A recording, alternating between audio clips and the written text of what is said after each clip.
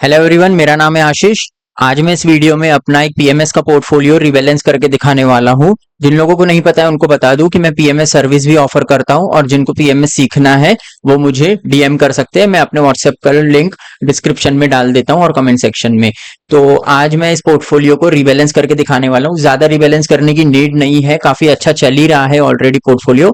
लेकिन क्योंकि मेरे क्लाइंट ने यहाँ पे आज कुछ डिपॉजिट किया, तो मुझे लगा जो भी थोड़े बहुत चेंजेस करने हैं वो उसके साथ कर ही लेते हैं नए इन्वेस्टमेंट के साथ। तो ये 12.5 लाख के आसपास का पोर्टफोलियो है, 12.25 लाख, और 25-30 हजार रुपए और आज डिपॉजिट किए हैं। तो चलिए ठीक है, आज फिर इसे मैं रिबैलेंस करके दिखा देता हूँ। देखिए, मेरा गोल सिंपल सा रहता है। जितने भी सारे इंडाइसेस होते हैं ना, Nifty 50, 500, mid cap, small cap, large cap, ये जितने भी सारे इंडाइसेस हैं, इन सब की लिस्ट आपके सामने है। तो इन सब में जो इंडेक्स सबसे ज्यादा चला है, कौन सा चला है आज सबसे ज्यादा?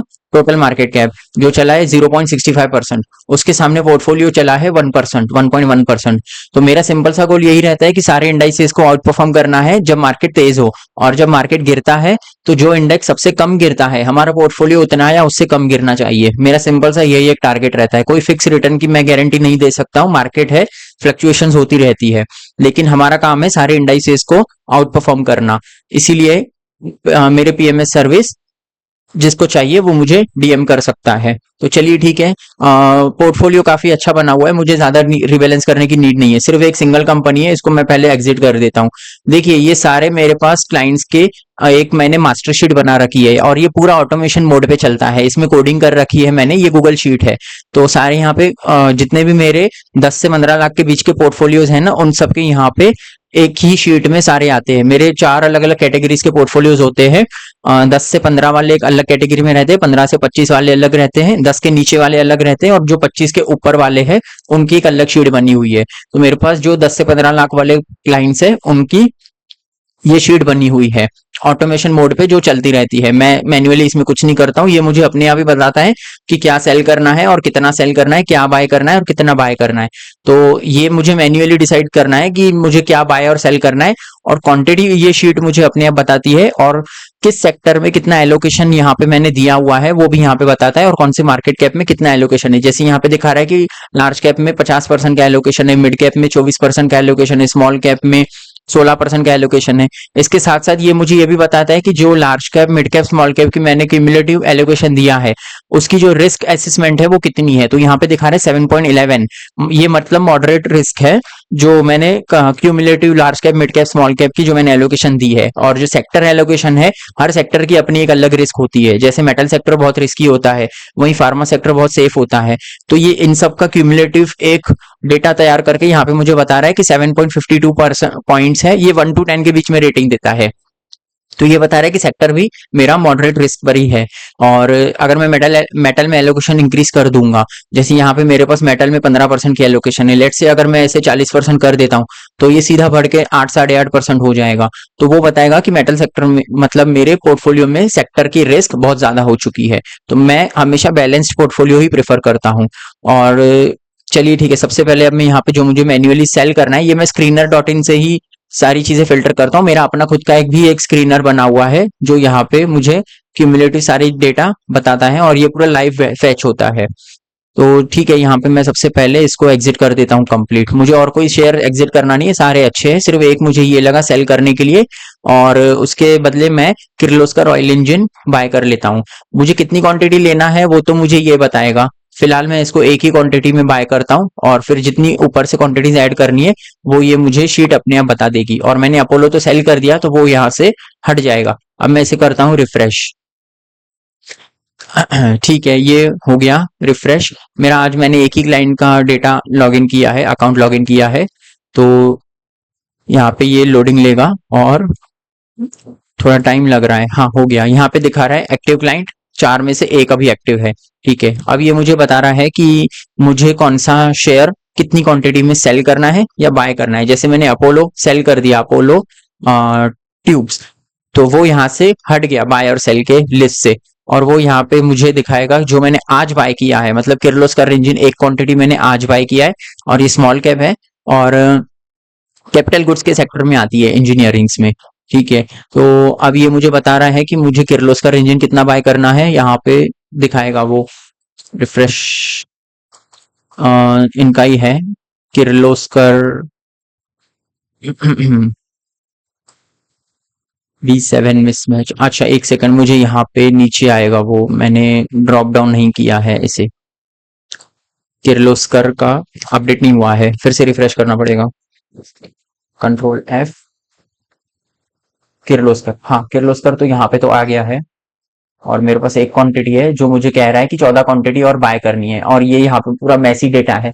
तो मैंने इसे फिल्टर किया है, यहाँ पे दिखा रहा है किर्लोस्कर बाय क्वांटिटी 14, मतलब मैंने एक तो खरीदा है, वो बोल रहा है कि टोटल यहाँ पे 15 होनी चाहिए एज पर कैपिटल साइज, और किर्लोस्कर इंजन स्मॉल कैप है, और उस सेक्टर में कितना रिस्क है, ये सारी चीजें, और उसका डेविएशन कितना है। डेविएशन मतलब कि वो कितना ज्यादा फ्लक्चुएटिव कंपनी का स्टॉक है, उस हिसाब से वो एनालाइज करता है। डेविएशन थोड़ा डीप कॉन्सेप्ट है, वो मैं ऐसे एक्सप्लेन नहीं कर पाऊंगा, लेकिन वो काफी अच्छा सॉलिड वर्क करता है कि कितनी क्वांटिटी हमें कौन से सेक्टर में या कौन से स्टॉक में रखनी चाहिए। मेरा कंप्लीट उसी पर ही चलता है, पोजीशन साइजिंग डेविएशन पे। और डेविएशन अलग अलग उसकी सेटिंग्स होती है, टाइम टू टाइम उसे मैन्युअली चेंज करना पड़ता है सेटिंग्स को।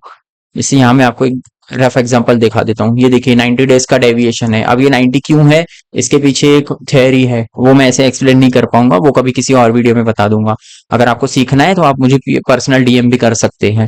तो चलिए ठीक है, अब सबसे पहले हम इसे जो सेल करना है वो कर लेते हैं। ये अपने आप ही मुझे बताता है कि कितना बाय और कितना सेल करना है। तो सबसे पहले हम सेल वालों को कंट्रोल C कर लेते हैं, और इसे मैं एक सेल वाली एक्सेल शीट में अपलोड कर दूंगा ताकि इसका एक बास्केट ऑर्डर तैयार हो जाए।